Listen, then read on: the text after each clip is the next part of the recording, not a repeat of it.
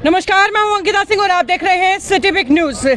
गुरु Jambheshwar university या यूं कहिए धरनों की दूसरी यूनिवर्सिटी, क्योंकि आए दिन छात्र किसी न किसी मांग को लेकर यहां पर पहुंच ही जाते हैं और प्रशासन जो है कभी बातें मानता है तो कभी मान कर नकार देता है। बहुत बार यहां पर ऐसा देखा गया है और आज फिर छात्र यहाँ पर बैठे हुए हैं। क्या है मुद्दा, क्या है मामला? दरअसल आज से कुछ दिन पहले भी ये छात्र यहाँ पर बैठे थे ऑफलाइन एग्जाम्स को ऑनलाइन में बदलने के लिए। वहाँ पर बातें मान ली गई मगर फिर से छात्र यहाँ पर इकट्ठा है। क्या पूरा मामला है, क्यों ये छात्र बात मानने के बावजूद आज यहाँ पर बैठे हुए हैं? क्या यूनिवर्सिटी ने बात मानी या फिर मानकर नकारा कर दी है? चलिए जान लेते हैं। मनोज जी, आपसे पहला सवाल कि आखिरकार दोबारा आज यहाँ पर इकट्ठा होने का क्या कारण है? 18 तारीख को मैम हमने स्ट्राइक की थी यहाँ ऑनलाइन एग्ज़ाम को लेके। उसके बाद में हमने 22 फरवरी को स्ट्राइक की थी, जिसके बाद में हमारी 7 सदस्यीय बच्चों की कमेटी बनाई थी, जिसके अंदर मैं था, भाई बजरंगी बामल JSO ग्रुप से, भाई नवदीप दलाल थे हमारे NSUI से, गौरव काद्यान थे यूनिवर्सिटी के प्रेसिडेंट, भाई अज्जू गणगस थे, एक आधे का नाम भूल गया हूँ तो क्षमा करना जी। हम सभी की यूनिवर्सिटी के अंदर कॉन्फ्रेंस रूम के अंदर मीटिंग हुई थी यूनिवर्सिटी के सभी अधिकारियों से। हमने जो उनको गाइडलाइन कही वो उन्होंने एज इट इज गाइडलाइन इन्होंने जारी कर दी थी। हमारी सबसे बड़ी मांग थी कि हमारी जो है DMC के ऊपर एक तो ऑनलाइन ना लिखा है, दूसरा हॉस्टल और जो हिसार के बच्चे उनको भी ऑनलाइन एग्जाम देने का मौका दिया जाए, बिल्कुल, और रीवैल्यूएशन का हमें मौका दिया जाए। ये हमारी 3-4 सबसे मुख्य मांगे थी। इन्होंने हमारी मांग मान ली। जो हमने वहाँ कॉन्फ्रेंस रूम में कहा उसके लिए मैं इनका धन्यवाद करता हूँ कि इन्होंने बिल्कुल हमारी वो डिमांड एज इट इज मान ली। लेकिन उसके बाद इन्होंने यूनिवर्सिटी ने क्या खेल किया कि यूनिवर्सिटी के जो प्रॉपर बच्चे हैं यूनिवर्सिटी के अंदर पढ़ते हैं उन बच्चों के लिए तो ऑनलाइन एग्जाम का इन्होंने पोर्टल चालू कर दिया। उसकी खुद को ऑनलाइन एग्जाम देने के लिए रजिस्टर करने की अंतिम तिथि थी 3 तारीख शाम 4 बजे तक। ठीक है। हम कॉलेज वाले बच्चों ने फिर भी ये सोचा कि कॉलेज वालों के लिए चलो अलग से पोर्टल होएगा, क्योंकि हम तो इनके साथ हमेशा कंधे से कंधा मिला के चलते, क्योंकि हमारी इनसे कोई दुश्मनी नहीं है। ना हमारे कोई VC साहब से किले बटते और ना हम चाहा कि रोज पुलिस वाले यहाँ आए, फोर्स आए, हमारी इनसे बहस हो। भाई 2-4 लड़कियां साथी पीछे आई हुई, उनको बुला लो, भाई श्रेया बुला के लाओ उनको जी। तो क्या हुआ जी, उसके बाद अब 18 तारीख को प्रिंसिपल साहब से गुपचुप तरीके से VC साहब और सभी अधिकारियों ने मीटिंग की। यूनिवर्सिटी के अंडर में जितने भी कॉलेजेस आते हैं सभी के प्रिंसिपल बुलाए और VC साहब ने पूरी की पूरी बात प्रिंसिपल्स के ऊपर घेर दी कि अगर आपको ऑनलाइन एग्जाम लेने अपने बच्चों के तो सब कुछ आप ही करोगे, पोर्टल आप करोगे, सीट भी आप कलेक्ट करोगे और क्वेश्चन पेपर भी आप ही भेजोगे। तो उससे क्या हुआ, सभी कॉलेजों के प्रिंसिपल ने हाथ खड़े कर दिए कि हमारे पास टेक्निकल स्टाफ नहीं है। अगर इनके पास टेक्निकल स्टाफ नहीं है तो यहाँ बहुत सारे बेरोजगार बच्चे हैं, इनको आप DC रेट पे 17-17, 22-22 हज़ार रुपये में महीने 2 महीने के लिए कॉन्ट्रैक्ट पे रख सकते हो। लाग जाओगे भाई? ठीक है जी, सारे तैयार है। 2 बच्चों को रोजगार मिलेगा। 2 लड़कियां और आई है, जोरदार तालियों से स्वागत करो भाई इनका। यहाँ के बैठो भाई। तो कुल मिलाकर के बातें आपकी मानी और फिर नकारा एक तरीके से कर दी है। 18 तारीख को मेरी सबसे बड़ी बात ये है, पेपर मन देने हैं जी इन बच्चों को देने हैं, ना इन पुलिस वाले भाइयों को देने जी, ना आपको, ना यूनिवर्सिटी के अधिकारियों को। तो किसी कॉलेज का प्रिंसिपल कैसे छात्रों के एग्जाम की रणनीति बना सकता है? हमारी लड़ाई तो यही है ना कि जो छात्रों के लिए नीति बनाई जाती है उसके अंदर छात्र ही नहीं है। और पहली बार ऐसा हुआ था कि 7 सदस्यीय जो छात्रों की कमेटी बैठी उसकी गाइडलाइन को मानते हुए यूनिवर्सिटी ने उसी हिसाब से जो हमने कहा एज इट इज यूनिवर्सिटी ने गाइडलाइन जारी की और बाद में प्रिंसिपल आके हमारी गाइडलाइन चेंज करवा रहे हैं। तो ये सरासर बच्चों के साथ धोखाधड़ी है, ये वादा खिलाफी है हमारे साथ। कहीं डबल फेस चल रहा है कि मुंह चेहरे पर बात मान ली जाती है, बाद में फिर बातों को टाल दिया जाता है, घुमाया जाता है। ऐसा है जी, उस दिन तो यहाँ तोड़ पाट रहा था बालक्यांगा।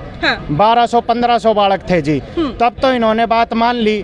VC साहब भी जी हार्ट के मरीज है, हमारी भी कोई पर्सनल उनसे नहीं है, हम भी समझते हैं उनके स्वास्थ्य कारणों को, वो हमारे बीच में नहीं। आज के रजिस्ट्रार साहब, कंट्रोलर साहब और सभी आए थे, फिर भी हमने उनकी बात मानी जी। अब हमारी सिर्फ और सिर्फ सिंपल सी एक ही बात है, वही गाइडलाइन हमारी जारी कर दी जाए, जो यूनिवर्सिटी के बच्चों की गाइडलाइन है वही हमें दे दी जाए। वरना हमें यह बताया जाए कि यूनिवर्सिटी के इन बच्चों में ऐसे कौन से गुण है जो हम कॉलेज के बच्चों के अंदर नहीं है, या फिर यूनिवर्सिटी ये कहते हैं ये कॉलेज जो है इनको हम खुद से एफिलेटेड नहीं रखते, ये दोबारा KU यूके के अंडर चले जाए, चल जाएंगे भाई के यूके के अंडर, ठीक है। और हमारी जो यूनिवर्सिटी फीस है वो सारे रिफंड कर दे, और शाम से पहले 50,000 बालकों के लेटर मैं इनको गूगल फॉर्म के दे दूंगा भाई, इनको सबमिट करवा देंगे, सबकी दे दो। कहाँ से खर्चा चलाएंगे, कहाँ से प्रोफेसर्स को तनख्वाह देंगे ये हमारी। अब इनसे एक ही बात है, सिर्फ और सिर्फ एक लाइन उसके अंदर ऐड की जाए। अभी जो इन्होंने 3 दिन पहले गाइडलाइन नई जारी की है प्रिंसिपल से मीटिंग करके,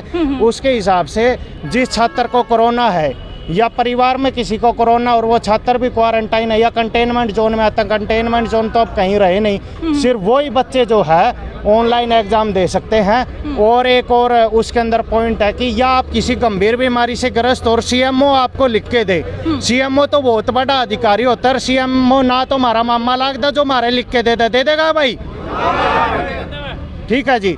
और उसके बाद एक और क्या इन्होंने दिया ऑप्शन है कि कोई बच्चा अपना वाजिब कारण बता के प्रिंसिपल से परमिशन ले सकता है ऑनलाइन एग्जाम की। प्रिंसिपल किसी बच्चे को क्यों परमिशन देगा जी। और अंदर की बात बता देता हूँ, वीसी साहब ने सभी प्रिंसिपल पर दबाव बना रखा है कि आप किसी भी सिंगल बच्चे को भी अलाउ नहीं करोगे। और मैं बरवाड़ा से लेके आदमपुर तक जितने भी कॉलेजेस एफिलेटेड है जीजीयू से, सभी के अंदर जा चुका हूँ, सभी प्रिंसिपल से बात करके आया हूँ। अब तक एक सिंगल बच्चा भी किसी भी प्रिंसिपल ने अलाउ नहीं किया ऑनलाइन एग्जाम देने के लिए। तो अब हमारी सीधी सी बात है कि जो फॉर्म भर के हमें प्रिंसिपल को देना था ना हमें ऑनलाइन एग्जाम के लिए, वही फॉर्म भर के हर कॉलेज के अंदर एक फीस की खिड़की होती है, फीस कलर को हम जमा करवा दें 27 तारीख तक और हम रजिस्टर हो जाएं ऑनलाइन एग्जाम देने के लिए। क्योंकि वीसी साहब कह रहे थे कि कॉलेजों के पास पोर्टल नहीं है, पोर्टल बनाने में समय लगेगा, समय हमारे पास नहीं है। हम नहीं चाहते हमारे पेपर और लेट हो, ये पेपर हमारे दिसंबर में हो जाने चाहिए थे। हम चाहते ही हमारे पेपर अभी हो, डेट शीट भी जारी कर दे और जिसको भी ऑनलाइन पेपर देने उससे कोई सवाल ना पूछा जाए, बच्चा सिंपल अपना फॉर्म भरे और वो जो है अपने फीस कलर को खिड़की में जमा करवा दे। बस इतनी सी बात है, ये इतनी सी बात लिख दे, हम तो वीसी साहब को गुलदस्ता भेंट करके यहाँ से जाएंगे, क्योंकि हमारी कोई पर्सनल दुश्मनी नहीं। गुलदस्ता और मिठाई तो आप आई बार ही खिला जाते हैं, लेकिन फिर वो जी अगर वो बात मानेंगे तो हम खिलाएंगे जी। कई बार दुख भी हो, 100-150 रुपये बेकाम लाग जाए जब ये बाद में मुकर जाए बात से। बिल्कुल बात सही है। खैर बहुत सारे स्टूडेंट्स यहाँ पर बैठे हैं, कुछ यहाँ पर लड़कियाँ बैठी हुई हैं, इनसे एक बार जान लेते हैं। क्या मानते हैं कि बार बार यूनिवर्सिटी पहले आपकी बात मानती है फिर नकार देती है, ये कैसा रवैया है, क्या कहना चाहेंगे? ये बहुत ही ख़राब रवैया है यूनिवर्सिटी का। और मतलब कि बार बार डेट शीट जारी नहीं कर रहे, इतने दिनों से हम देख रहे हैं, वेट कर रहे हैं हमारे एग्ज़ाम्स का। सभी यूनिवर्सिटी ने अपने एग्ज़ाम ले लिए, कंडक्ट हो चुके हैं, उनके रिजल्ट भी आ चुका है, लेकिन यहाँ कुछ भी नहीं हुआ है, कुछ भी नहीं हुआ है। और ऑनलाइन एग्ज़ाम के लिए भी इन्होंने इतनी रेस्ट्रिक्शंस लगा रखी है, इतनी ज़्यादा रेस्ट्रिक्शंस। तो हम तो बस यही चाहते हैं कि हमारे एग्ज़ाम्स ऑनलाइन हो जाएं आराम से, और हमें और कुछ नहीं चाहिए यूनिवर्सिटी जी। ओके, आगे कुछ और छात्रों के पास चलते हैं, बीच में चलते हैं, इनसे एक बार बातचीत कर लेते हैं। कौन बोलना चाहेगा? हाँ जी, बैठो बैठो बैठो, बैठ के बताइए क्या बोलना चाहते हो? मैम मैं बीएससी मेडिकल फाइनल ईयर का छात्र हूँ और मेरा सीडीएस का पेपर क्लियर हो चुका है। ठीक है। अगर पुराने रूलों के हिसाब से चलते तो अभी तक हमारे फाइनल ईयर के पेपर हो जाने थे। मेरा 8 नवंबर को सीडीएस का पेपर क्लियर हुआ।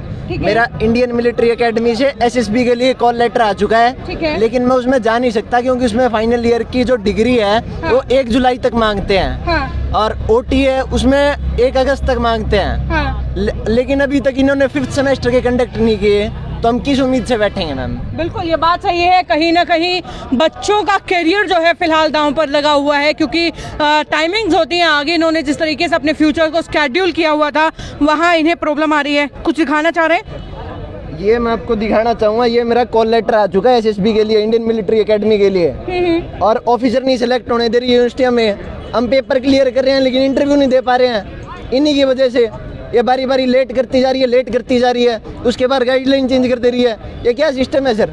हमें इसी टाइम पे पेपर देने हैं और ऑनलाइन देने हैं, या तो क्लास भी अगली बार भी ऑफलाइन लगवा लो, ऑफलाइन पेपर दे लेंगे।